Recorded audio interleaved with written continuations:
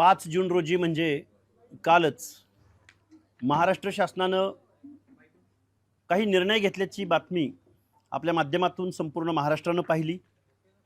महाराष्ट्रामधल्या आमच्या मराठा बांधवांनी पाहिली आणि त्याच्यावरती महाराष्ट्रामध्ये बरीच चर्चा सुरू आहे.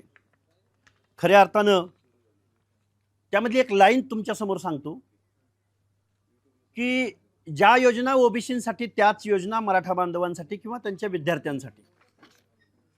मुळात ओबीसींसाठी ज्या योजना दिल्या गेलेल्या आहेत त्या घटनात्मक आहेत, त्या सामाजिक मागासलेपणाच्या तत्त्वावर, निकषावर, अभ्यासावर आधारित आहेत. जो मागास आहे, जो सिव्हिलायझेशनपासून दूर आहे, ज्याच्यावरती शेकडो वर्ष अन्याय झालाय, त्या लोकांना डोळ्यासमोर ठेवून ओबीसींच्या योजना बनलेल्या आहेत. मग त्याच योजना मराठा समाजासाठी जाहीर करतंय शासन, लोकनियुक्त सरकार. त्याच्या मागचं लॉजिक आम्हाला कळालेलं नाही. म्हणजे ओबीसींचे सर्व निकष मराठा समाजानं पूर्ण केले का, किंवा ओबीसींच्या बाबतीमध्ये जो काही सामाजिक दुजाभाव किंवा सो अँड सो अनेक कारण आहेत शेकडो वर्षाच्या स्पॅनमध्ये, मग ते सगळे मराठा समाज फुलफिल करतात का आणि ते तुम्ही मान्य केलंय का? म्हणजे काल ज्या ओबीसींच्या विद्यार्थ्यांना ज्या योजना त्याच मराठा समाजाला योजना असं म्हणणं म्हणजे शासनाची वैचारिक दिवाळखोरी आहे. काही मुद्दे मी तुमच्या समोर मांडतोय. मराठा समाजाला योजना देताना सरकार सामाजिक मागासलेपणाचा निकष बाजूला ठेवत आहे का, हा माझा पहिला प्रश्न आहे. दुसरा प्रश्न, ओबीसी, दलित आणि आदिवासींसाठी असलेल्या संस्थांना, महामंडळांना अपुरा निधी, मात्र मराठा समाजासाठी स्वतंत्र योजनांचा वर्षाव, हा कोणता सामाजिक न्याय आहे? दुसरा प्रश्न. तिसरा प्रश्न, जर शैक्षणिक मदतीचा निकष गरिबीचा असेल तर मग केरळप्रमाणे या महाराष्ट्रामध्ये शिक्षणासंदर्भात वेगळं धोरण शासन आणू शकतं ना, पण तशा पद्धतीचं काम शासन करत नाही. ओबीसी विद्यार्थ्यांच्या शिष्यवृत्ती, वसतिगृह, महामंडळे, कौशल्य विकास योजनांना पुरेसा निधी नाही, पण नवीन योजनांना पैसा कुठून येतो? म्हणजे जे ओबीसीला दिलंय ते आम्ही मराठा समाजाच्या विद्यार्थ्यांना देत आहोत. अरे पण काय दिलंय, काय दिलंय त्याची एक श्वेतपत्रिका एकदा शासनाने जाहीर करावी. मुळात टोटल बजेट पैकी 7 ते 8 लाख करोड पैकी 0.6% बजेट या महाराष्ट्रातल्या 50%हून जास्त असणाऱ्या ओबीसींच्या सामाजिक न्याय हक्कांच्या योजनांसाठी, शिक्षणासाठी, शिष्यवृत्त्यांसाठी दिलं गेलंय. पुरं 1% सुद्धा नाही. मग ते मराठा समाजाला द्यायचं आहे का? म्हणजे असे अनेक प्रश्न आहेत. अजून एक 2-3 प्रश्न मी तुमच्या समोर उपस्थित करेन की महाराष्ट्र शासनानं घटनेनं मागास घटकांना प्राधान्य दिलं, मग राजकीय प्रभावशाली गटांना नव्हे. म्हणजे मागासवर्गीय घटकांना त्यांच्या उत्थानासाठी, त्यांना नागरिक म्हणून पुढे येण्यासाठी मानवतेच्या दृष्टिकोनातून काही योजना, पॉझिटिव्ह डिस्क्रिमिनेशन ज्या संविधानानं स्वीकारलं, राजकीय दृष्ट्या प्रभावशाली घटकांना नाही. जो प्रभाव दाखवतो, जो मोर्चा काढतो, जो मानगुटीवर बसतो, जो निवडणुकीत प्रभाव दाखवतो, म्हणून त्यांच्या राजकीय ताकदीला घाबरून आजपर्यंत संविधानानं अशा योजना अडॉप्ट केलेल्या नाहीत. मुळात हा प्रश्न सामाजिक न्यायाच्या रचनेत मागास घटकांना वर आणण्याचा उद्देश आहे. सरकार मूलभूत तत्वांनाच हरताळ फासत आहे. मराठा समाजाला सुविधा द्यायच्याच असतील तर ओबीसी, दलित आणि आदिवासी समाजाच्या योजनांचा निधी कमी न करता स्वतंत्र आर्थिक तरतूद करावी. सरकारने सांगावे, सामाजिक न्यायाचा निकष मागासलेपणाचा आहे की मतांची संख्या. म्हणजे मी काही मुद्दे तुमच्या समोर मांडायचा प्रयत्न केलाय. मुळात कालचा जो निर्णय आहे तो असंविधानिक आहे. आणि मग महाराष्ट्र जीएसटी भरणारा, म्हणजे देशात 1 नंबरला जीएसटी महाराष्ट्र भरतो. महाराष्ट्राचा जीडीपी 1 नंबरचा आहे. महाराष्ट्र प्रगत महाराष्ट्र म्हणून महाराष्ट्राला ओळखलं जातं. महाराष्ट्र इतर राज्यांच्या तुलनेमध्ये वेगळा आहे म्हणून महाराष्ट्राकडे पाहिलं जातं. मला वाटतंय महाराष्ट्र शासनानं या सगळ्या गोष्टींचा विचार करून महाराष्ट्रामध्ये एक दर्जेदार शिक्षण देणारं, शिक्षणाबाबतचं एखादं धोरण महाराष्ट्र शासनानं जाहीर करावं. मला वाटतंय मराठा समाजाला ओबीसींच्या योजना दिल्या, मग आता राहिलं कोण महाराष्ट्रामध्ये? कोण राहिले त्याची यादी जाहीर करावी. आणि मग मराठा समाज जर ओबीसींच्या योजना घेणे एवढी जर त्यांच्यावरती आगतिक आणि वाईट परिस्थिती आली असेल तर मग राहिले कोण आणि मग त्यांच्या संदर्भात महाराष्ट्र शासनाचं धोरण काय, असा आमचा एक बेसिक सवाल आहे शासनाला. आता मी काही मुद्दे तुमच्या समोर मांडण्याचा प्रयत्न केलाय, तुम्ही प्रश्न विचारू शकता. तुमचा या सगळ्या जो निर्णय राज्य शासनाने घेतलाय विद्यार्थ्यांसाठी जे योजना आहेत त्या, याला तुम्ही ओबीसी नेते म्हणून विरोध करताय का आणि राज्य सरकारच्या या निर्णयाचा निषेध करताय का तुम्ही? या हे बघा, एकतर मराठा समाजाच्या विद्यार्थ्यांना जर काही वेगळं मिळत असेल तर त्याला विरोध असण्याचं आमचं कुठलंही कारण नाही. पण असं धोरण जाहीर करत असताना त्यामागचे निकष काय आहेत? कुठल्या संस्थेनं असा रिझल्ट दिलाय की मराठा समाजांना या योजना दिल्या पाहिजेत? तुम्ही नीती ठरवताय, तुम्ही धोरण ठरवताय. हे धोरण ठरवत असताना ते तथ्यावर आधारित असलं पाहिजे ना. कोणती तथ्य आहेत? कुठल्या समितीने शिफारशी केलेत की ओबीसी प्रमाणे मराठा समाज हा प्रचंड मागासलेला आहे आणि या समाजाला प्राधान्य देण्याची आवश्यकता आहे? कुठल्या समितीने सांगितलं? मला वाटतंय झुंडशाहीला बळी पडलेलं हे सरकार आहे.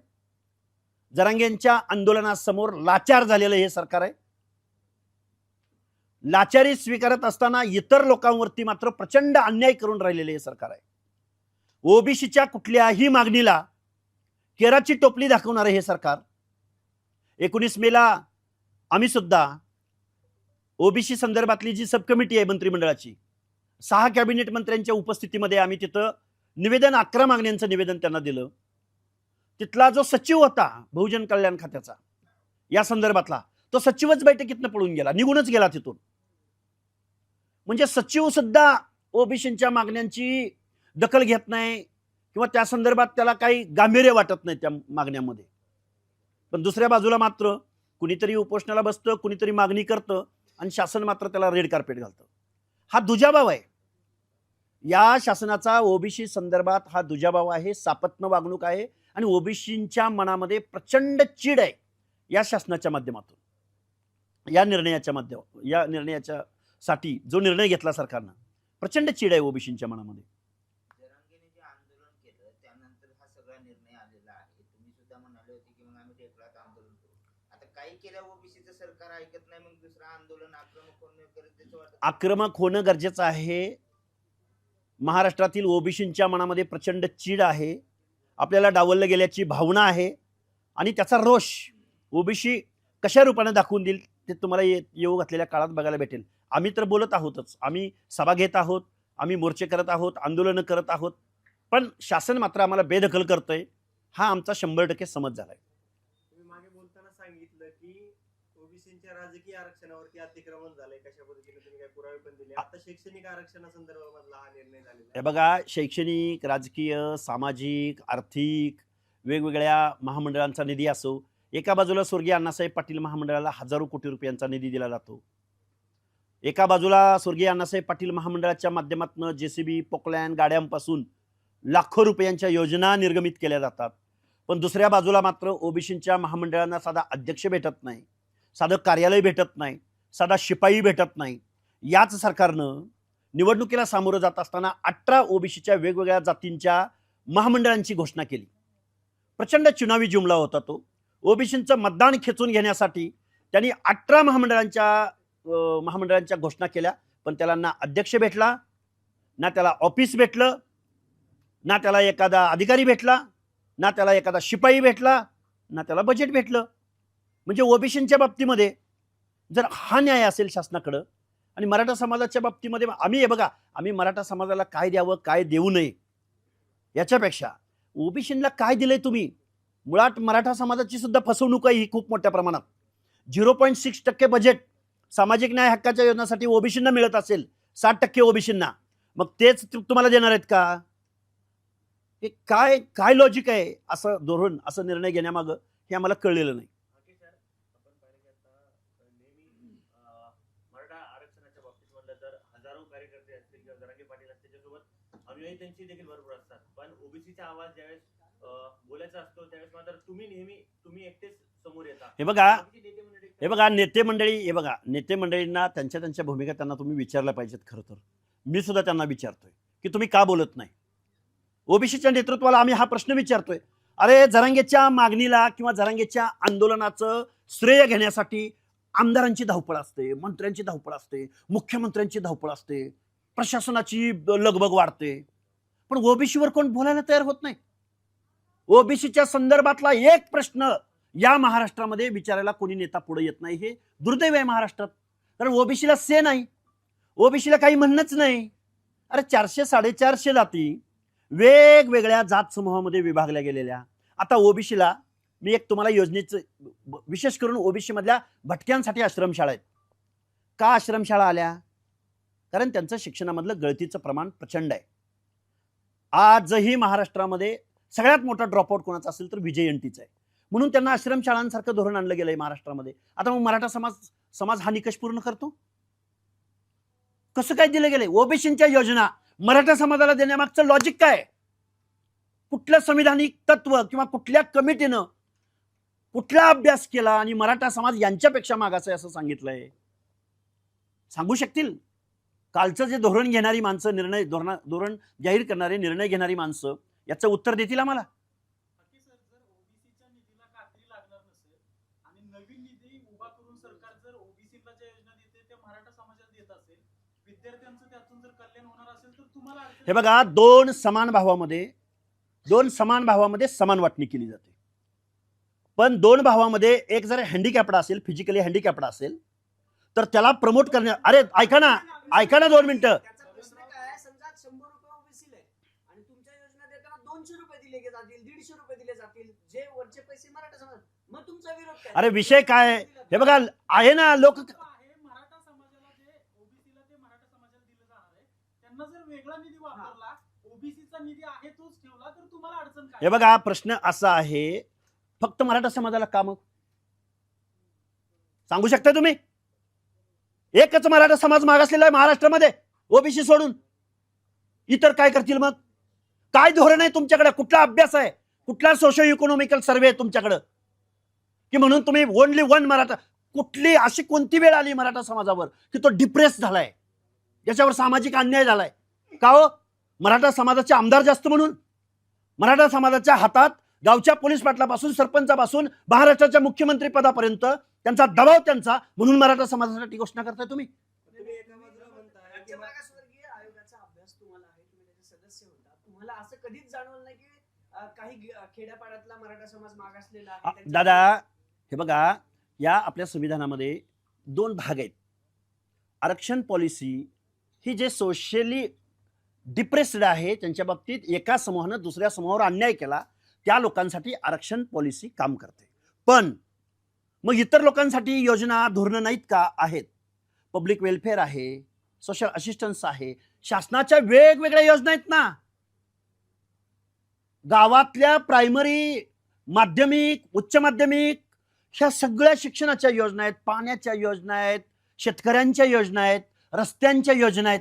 99.9% बजेट त्यावर खर्च होतंय ना महाराष्ट्राचं. अरे ओबीसीसाठी 0.6% बजेट आहे की जे सोशली हँडिकॅप्ड आहेत. संविधानानं हे स्पेशली अडॉप्ट केलंय. अजिंक्यच्या प्रश्नाचं उत्तर काय अजिंक्यचा प्रश्न आहे? निधी जर त्यासाठी वेगळा ठेवला असेल तर हाकेंना किंवा ओबीसी समाजाला काय जबाबदारी? महाराष्ट्राची लोकसंख्या किती? 12-13 करोड. महाराष्ट्र, अरे ऐका ना, महाराष्ट्रामध्ये लोकसंख्या किती? महाराष्ट्रामध्ये जाती किती? मराठा समाज एकच मागासला असा दावा आहे तुमचा? अजिंक्यचा दावा आहे एकच मराठा समाजाला दिलं पाहिजे. त्यांनी प्रश्न काय विचारलाय? काय विचारलंय? मराठा समाजाला तुम्ही इतर लोकांना द्या ना, देतायच ऑलरेडी. मराठा समाजाच्या बाबतीत काल जे सरकारने निर्णय घेतले असतील त्या निर्णयासाठी जर राज्य सरकारनं वेगळा निधी तरतूद केला तर- मला एक सांगा, एका मराठा कम्युनिटीला असं धोरण राबवण्याचं कुठल्या समितीनं शिफारस केली? कुठला सर्वे पुढे आलाय म्हणून त्यांच्यासाठी हे धोरण राबवावं लागलंय? बाकीची लोक कुठे आहेत? नाहीत बाकीची लोक. त्यांचं शिक्षणाचं गळतीचं प्रमाण नाही, फक्त मराठा समाजाचंच आहे. तुम्हीच मला उत्तर द्या या प्रश्नाचं. ओके साहेब, पहिल्या सुरू जेव्हा तुम्ही आंदोलन केलं त्यावेळेस जरांगेचं पण आंदोलन सुरू होतं, त्यावेळेस तुम्ही जाहीरपणे नाव घेत होता बावनकुळे, पंकजा मुंडे, धनंजय मुंडे, हे जे ओबीसी नेते आहेत, छगन भुजबळ तुमच्या स्टेजवर होते. आता तुम्ही आव्हान करणार आहे का ओबीसी? मी सगळ्या, बघा, मी आव्हान, नाव घेत नाही, तुम्ही नुसतं म्हणता त्यांचं राजकारण करायचं, ते त्या ओबीसीच्या ह्याच्यावर निवडून येतात, ते ओबीसी नेते म्हणून देशभर फिरतात, त्यांचं नाव काय घेत नाही? घेतो ना, लगेच घेऊ. या महाराष्ट्रामधले विरोधामधले असलेले पहिल्यांदा विरोधक की ज्यांनी खूप मोठा आवाज करायला हवा, आंदोलन उभं करायला हवं, सरकारला सळू की पळू करून सोडायला हवं, ते बोलताना दिसून येत नाहीत. आणि पुन्हा सत्तेमध्ये बसलेली माणसं ते राजकारण करतायत. त्यांच्या राजकारणाला आमच्या शुभेच्छा. पण आज रोजी ओबीसीचं आरक्षण संपत असताना, आज रोजी ओबीसीच्या अनेक निधीला कात्री लावली जात असताना, आजही ओबीसीना जिल्ह्याच्या ठिकाणी एखादं वसतिगृह नाही. सर, जे ओबीसीचे नेते ओबीसी आहेत, नेत्यांच्या त्यांच्यावर तुम्ही आरोप ओबीसी करताय. एक मिनिट नेत्यांबद्दल- बालाजी, जे ओबीसीचे नेते आहेत, त्यांच्यावर तुम्ही आरोप करतायत की ओबीसींकडे ते दुर्लक्ष करतायत. तुम्ही आता या पत्रकार परिषदेत जाहीर करणार का हे सगळे नेते ओबीसींना तुम्ही आवाहन करा. हे बघा, ओबीसीची सब कमिटी मधले 6 ते 7 कॅबिनेट मंत्री त्यांनी, अरे माहिती आहेत ना तुम्हाला सगळ्यांना, सांग बरं. हे बघा, घ्या एक मिनिट. हे बघा, ओबीसी सब कमिटीचे अध्यक्ष माननीय मंत्री महोदय चंद्रशेखर बावनकुळे साहेब, माननीय ज्येष्ठ नेते ओबीसीवर नेहमी आक्रमक भूमिका घेणारे छगनरावजी भुजबळ साहेब, त्यानंतर गणेश नाईक साहेब, त्यानंतर गुलाबराव पाटील साहेब, त्यानंतर संजयजी राठोड साहेब, त्यानंतर पंकजा मुंडेताई, या सगळ्या माणसांनी ओबीसी बद्दल तुम्ही बोलणार आहात की नाही हे तुम्ही ओबीसीला सांगा. आणि जर तुम्ही बोलणार नसाल तर तुम्ही ओबीसी म्हणून घ्यायचं बंद करा. आणि ओबीसीची थोडीशी जरी चाड असेल तर ओबीसीला शासनानं काय दिलं, ओबीसींच्या अनेक योजनांकडे, अनेक महामंडळांकडे हे शासन दुर्लक्ष का करतं हे प्रश्न विचारा. नाहीतर जनता तुम्हाला बरोबर तुमची जागा दाखवून दिल्याशिवाय राहणार नाही. भाजप नेहमी म्हणतो ओबीसी आमचा डीएनए आहे, पण आता त्याच भाजपने मराठ्यांना सगळ्या सवलती दिल्या. मग भाजपने डीएनए बद्दल असं तुम्हाला आरोप करायचा की फक्त मराठ्यांची संख्या जास्त आहे म्हणून सरकार त्यांच्या लांब. हे बघा, आता भाजप राहिलेली नाही. आता मुंडे महाजनांची भाजप जोपर्यंत होती त्यावेळी त्यांना माधव लागायचा, ओबीसी लागायचा, दिनदलित लागायचा. आता या भाजपनं सगळे कारखानदार, भांडवलदार, रिपीट अगेन निवडून येणारे संस्थानिक जवळ घेतलेले आहेत. आता भाजपला इथला काँग्रेस मुक्त भारत बनवायचा होता, त्यांनी आता काँग्रेस युक्त भाजप बनवलेली आहे. त्यामुळे कुठला डीएनए, कसला डीएनए असेल तर भाजपनं सांगावं. आम्ही जे प्रश्न उपस्थित केलेत ते. तुम्ही जाहीर करणार का इथून पुढे ओबीसीने भाजपला मतदान करू नये? हे बघा, आज रोजी निवडणुका तर अजून 2-3 वर्षावर आहेत. अजूनही आम्ही इथल्या सरकारला अजूनही म्हणतोय की तुम्ही आमच्या योजना मान्य करणार का नाही, का तुम्ही ओबीसीला न्याय देणार का नाही. देणार नसतील तर येऊ घातलेल्या कुठल्याही निवडणुका असत ओबीसी त्यांना बरोबर उत्तर देईल. आणि आम्ही जाहीर आव्हान करू की ज्यांनी ओबीसीचं आरक्षण जात असताना, ज्यावेळी ओबीसीला काही द्यायची वेळ आली होती किंवा द्यायची वेळ होती, त्यांनी जर दुर्लक्ष केलं असेल तर आम्ही त्यांना, ते काय आमचे पाहुणे रावलेत का, किमान विचाराने तर असायला हवेत ना. नक्की सर, एक तर तुम्ही विरोधातले जे ओबीसी नेते आहेत, त्यांच्यावर पण नाराज आहे कारण त्यांनी आवाज प्रचंड नाराज आहोत. ते उठवत नाहीत. सत्तेतील नेत्यांवर पण तुम्ही नाराज आहे, ते पण काय करत नाहीत. मग एखाद्या पक्षाची घोषणा वगैरे एखाद्या पक्षाची नाही. बघा, मी आज घेऊन आलोय, मी तुम्हाला दाखवतोय, तुम्ही समजून चाला. तुम्हाला असं वाटतं का की आता ओबीसींचा तुम्हाला वी वॉन्ट सोशल जस्टिस. आम्ही सामाजिक न्याय मागत आहोत. का हसतोय, बोल. बबनराव तायवडेच तुमच्या काल त्यांनी स्टेटमेंट आमचे नाहीत बबनराव तायवाडे. ओबीसीचे नेते आहेत ते सेल्फ डिक्लेअर्ड असतील. कारण सकाळी एक भूमिका असते तायवाड्यांची आणि संध्याकाळी एक असते. ते नक्की काय बोलतात हे ओबीसीना आजही कळलेलं नाही. सकाळी एखाद्या धोरणाचं, एखाद्या घोषणेचं स्वागत करतात आणि संध्याकाळी त्याला विरोध करतात. त्यामुळे हा प्रश्न तुम्ही त्या तायवाड्यांना विचारा. एका बाजूला म्हणतात ते आमचं काहीच नुकसान होणार नाही आणि संध्याकाळी लगेच म्हणतात आम्ही रस्त्यावर उतरू.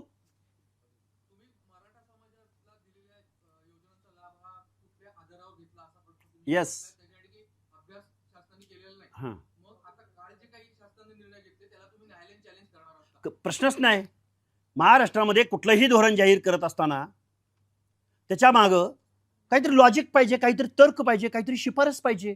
2026 सालामध्ये ज्या महाराष्ट्राची डॉमिनेटिंग कास्ट मराठा आहे, ज्या महाराष्ट्राचं राजकारण, समाजकारण, अर्थकारण ज्या मराठा समाजाच्या हातात आहे, ज्यांच्या धोरणावरती हा महाराष्ट्र चालतो, त्यांच्यावरती अशी कोणती वेळ आली की त्यांच्या बाबतीत असं स्पेशल धोरण जाहीर करावं लागलं. आणि ते धोरण जाहीर करत असताना त्या धोरणात असं म्हणतात की ज्या योजना ओबीसींना त्याच योजना मराठा समाजाला. तर मग ओबीसीला काहीतरी निकष आहे ना, काहीतरी तत्व आहे ना, काहीतरी घटनात्मक मूल्य आहेत ना त्याच्या पाठीशी. मग मराठा समाजाला एकट्यालाच का? परत मी प्रश्न, मगाचाच तुमचा प्रश्न, इतर समाज नाहीत का महाराष्ट्रामध्ये, राहतात की नाही राहतात? त्यामुळं हे अनकॉन्स्टिट्युशनल निर्णय हे सरकार घेतंय की ज्याला कुठलाही संविधानिक पाया नाही, कुठलंही लॉजिक नाही, तथ्य नाही. प्रश्नच नाही, जाऊ ना न्यायालयामध्ये सुद्धा. आता याला चॅलेंज कसं करणार? कारण कसं हा धोरणात्मक निर्णय म्हणून शासन पर्यायाने म्हणजे एका अर्थाने पॅरलल आरक्षण देत आहे ओपनली. हे बघा, अहो मुळात आरक्षण मुळात या गव्हर्नमेंटमध्ये असलेल्या लोकांना सिविक सेन्स नाही, असं मी जबाबदारीने मी इथं तुमच्यासमोर मी माझं मत व्यक्त करतोय. त्यांना आरक्षण का दिलं जातं, कुणाला दिलं जातं, का कशासाठी दिलं जातं, याची थोडीशी जरी अक्कल या सरकारमधल्या एखाद्या मंत्र्याला, एखाद्या माणसाला असती तर अशा पद्धतीचा GR किंवा अशा पद्धतीची हेडलाईनच आली नसती की जे ओबीसीला तेच मराठा समाजाला. अरे ओबीसी मध्ये मी मगाशी आश्रमशाळा दिली जाते, कुणाला दिली जाते, का दिली जाते, ती योजना आता तुम्ही मराठा समाजाला देणार का? काय म्हणजे नक्की काय चाललंय? आंधळ दळतंय आणि कुत्रपीठ खातंय. हे फक्त निवडणुकीला घाबरलेत, मताला घाबरलेत, झुंडशाहीला घाबरलेत, कोणतरी मानगुटीवर बसतंय या गोष्टीला हे घाबरलेत. हो, मग आता कशासाठी निर्णय घेत आहेत? मग कुणाला घाबरतेत? नाही घाबरतेत कुणाला? मग का निर्णय असे घेतले जात आहेत? प्रश्नच नाही.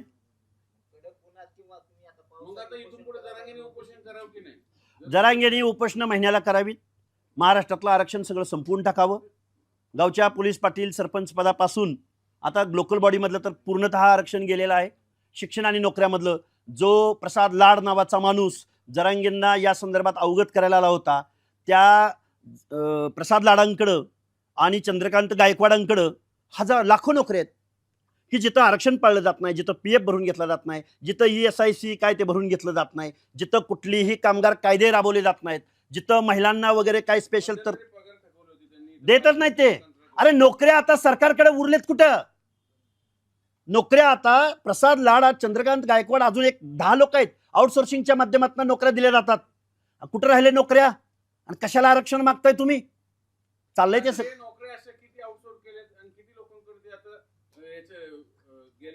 लाखो नोकऱ्या. प्रसाद लाड यांच्या सांगण्यावरनं त्यांची स्वतःची जी कंपनी आहे काय क्रिस्टल नावाची, त्या कंपनीच्या माध्यमातून ते लाखो लोकांना, आणि गव्हर्नमेंट त्यांना 10 ते 12% टॅक्स देते, म्हणजे सर्व्हिस चार्ज देते, सर्व्हिस चार्ज. आणि मग ती कंपनी त्यांच्या कंपनीच्या मार्फत त्यांना 20,000 ते 1.5 लाखापर्यंतचा पगार करते. म्हणजे पॅरलल सरकार चालवतोय तुम्ही लाड आणि चंद्रकांत गायकवाडांच्या माध्यमातून. उद्या मी तुम्हाला 10 लोकांची लिस्ट देतो. आणि कुठल्या नोकऱ्या? कुठल्या दीनदलिताला, कुठल्या आदिवासीला, कुठल्या ओबीसीला तुम्ही धोरण देताय? काय धोरण आहे तुमचं? या सरकारी नोकऱ्या जिथं सामाजिक न्यायाच्या दृष्टिकोनातून पाहिलं गेलं असतं, जिथं कामगार कायदे इम्प्लिमेंट झाले असते, जिथं महिलांच्या बाबतीमधल्या स्पेशल तरतुदी इम्प्लिमेंट झाल्या असत्या, हे खाजगी सगळे हे कमिशन एजंट हे लोक पाळतात असं म्हणायचंय. प्रश्न असा आहे की तुम्ही म्हणताय की झुंडेशाहीच्या विरोधात सरकार झुकलं, जरांगेंनी आंदोलन केलं म्हणून सरकार झुकलं. मग तुम्ही आता त्यांनी उन्हात आंदोलन केलं, मग तुम्ही सरकारला झुकवण्यासाठी आणि ओबीसीच्या मागण्या मान्य करण्यासाठी तुम्ही आंदोलन करणार? नाही, आम्ही उन्हात नाही, आम्ही आता नाही, आम्ही ह्याच्यात तापत्या तव्यावर बसून आंदोलन करतो. अरे काय चाललंय? पोरखेड आहे का हा? कोणतरी एक माणूस ज्याला अरे हे गव्हर्नमेंट आहे. तुम्ही उत्तर फक्त द्या की ओबीसी समाजाच्या न्याय हक्कासाठी ओबीसी समाजाला घेऊन आंदोलन करणार का? प्रश्नच नाही. आम्ही सभा घेतोय, आम्ही काय काय करतोय तुम्हाला माहिती आहे ना. अरे करणार ना, प्रश्न चालूच आहे ना. कसलं व्हेरिएशन आणू? व्हेरिएशन आमच्या मागं काय केलं पाहिजे? तुम्ही जरा मला सल्लागार व्हा माझे. तुमच्या सल्ल्यानुसार मी आंदोलन डिझाईन करतो. मुळात आम्हाला कल्पना आहे, कल्पना आहे 450 जाती आहेत महाराष्ट्रामध्ये. त्या 450 जातींचे राहणीमान वेगळं आहे, भौगोलिक प्रदेश वेगळे आहेत, देवदेवाक वेगळे आहेत, जीवन जगण्याच्या पद्धती वेगळ्या आहेत. त्या सगळ्या लोकांना एकत्र जर आणता आलं असतं, राजकारण आम्हाला करता आलं असतं, आरक्षणाची गरज काय होती आम्हाला? त्यावेळी आम्ही आंदोलन करायचं. बोलतो आम्ही, मग बोलायचं नाही.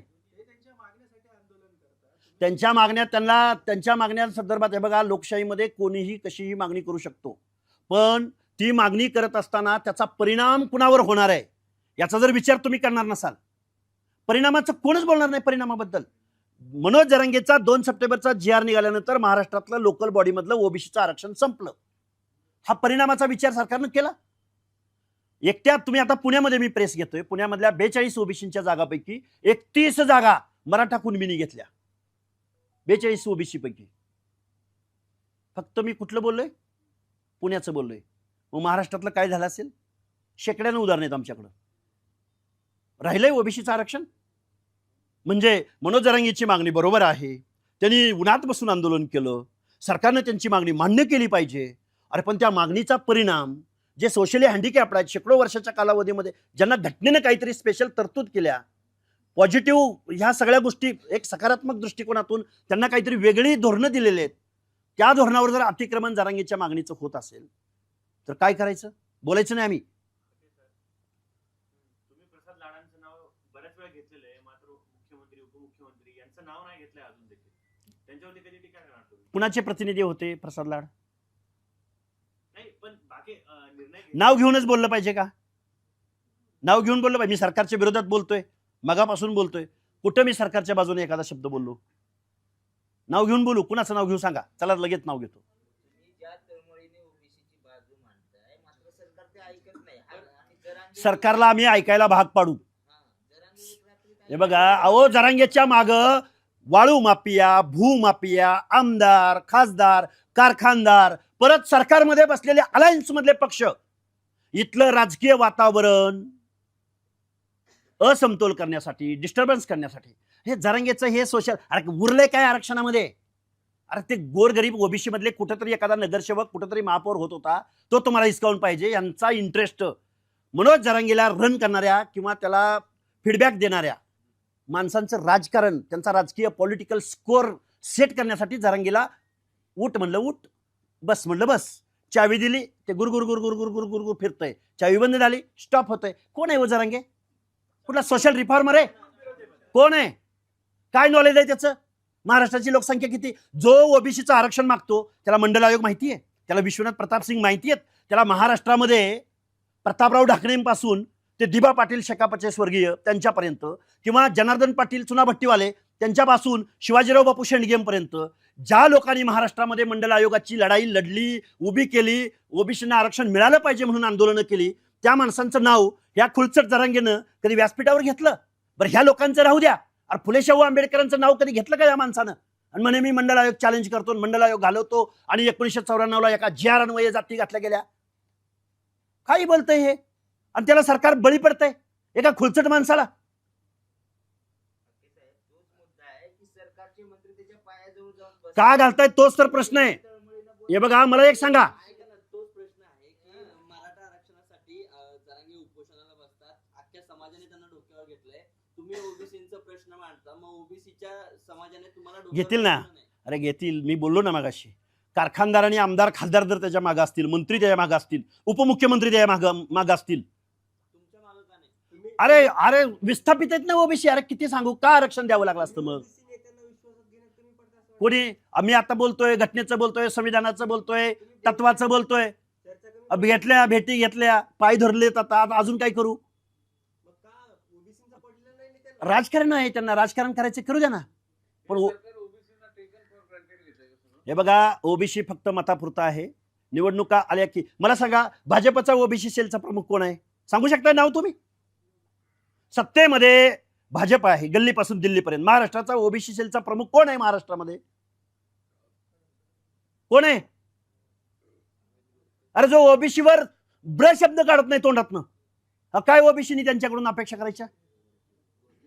कोण आहे? अरे तुम्हालाही माहिती नाही. अरे डोकं कपाळ बडवून घेऊ का तुमच्या समोर? कोण आहे? अरे अमित गोर, अरे काय तुम्हाला, अरे पत्रकार बांधवांना माहित नाही ओबीसी सेलचा प्रमुख? अरे काय राजे हो, मुख्यमंत्री देवेंद्र फडणवीस साहेब, तुमच्या ओबीसी सेलच्या प्रमुखाचं नाव माझ्या पुण्यातल्या पत्रकारांना माहित नाही. लाज वाटते तुमची. प्रत्येक पक्षांच्या सेलची नावं ठेवायला आम्ही मोकळे नाही. अरे तुम्ही मोकळे नाही, तुम्हाला नॉलेज अपडेट पाहिजे. ओबीसीला मला एवढे तुम्ही प्रश्न विचारताय, त्या ओबीसी सेल प्रमुखाला प्रश्न विचारला का तुम्ही? योगेश टिळेकर नावाच्या माणसाला तुम्ही प्रश्न विचारला का? ओबीसी आज अडचणीत आहे, तुमची भूमिका काय? ओबीसी समाजाचे नेते आहेत ना, तुमचा अधिकार नाही का त्यांना विचारतो ना मी विचारतो. अरे पण तुम्हाला एवढी गोष्ट माहित नाही राव. अरे तुम्हाला, अरे एकाही माणसाला नाव सांगता आलं नाही. तुम्ही मला प्रश्न विचारताय, तुम्ही मला ओबीसीचा अरे एक मिनिट आता बोलू का मी? आधी बोलू द्या ना. हा बोला. ढेकळात आंदोलन करणारे असा शब्द दिलेला लक्ष्मण हाके का ढेकळात बसले नाहीत? बसायला गेलो होतो कधी गेला होता? त्याच दिवशी रात्री 1 वाजता. माहिती घ्या तुम्ही. का बसला नाही? विषय असा आहे की तुम्हाला भाजपचा ओबीसी सेल प्रमुख माहिती नसेल. तुम्ही लक्ष्मण हाके एक साधा माणूस आहे जो आंदोलन करतो रोज. त्याला तुम्ही शेकडोनं प्रश्न विचारा, मी त्याची उत्तर द्यायचा प्रयत्न करतोय. पण ज्याच्यावर दायित्वाची जबाबदारी आहे, ज्या भाजपवर, त्या राजसत्तेमधल्या ओबीसी सेलचा प्रमुख तुम्हाला माहित नाही, त्याची लायकी काय? जो ओबीसीच्या प्रश्नावर एक शब्द बोलायला तयार नाही. आजता तुम्ही ओबीसी सेलचा प्रमुख बनवलाय महाराष्ट्राचा, की जे कुणालाच माहिती नाही. इथं हे दुर्दैव आहे, ओबीसीचं दुर्दैव आहे. काय न्यायाची अपेक्षा करायची? मगाशी तुम्ही प्रश्न विचारला, ओबीसीला फक्त मतासाठी वापरून घेतंय सरकार.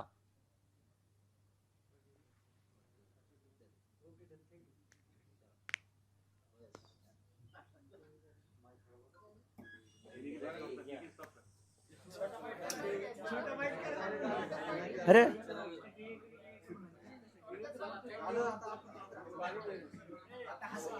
विश्वा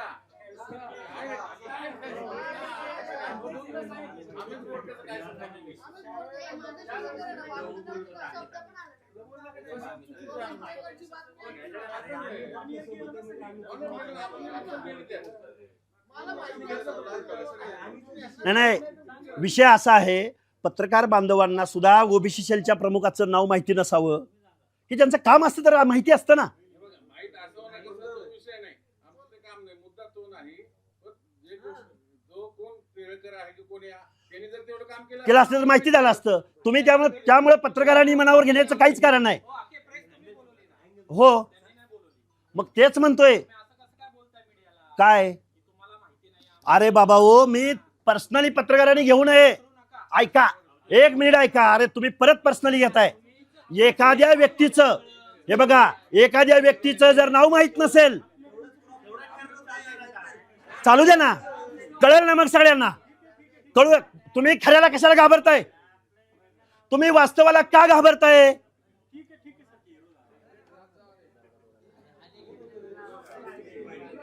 तुम्ही मला एवढे प्रश्न विचारले नाही, मला किती प्रश्न विचारले तुम्ही?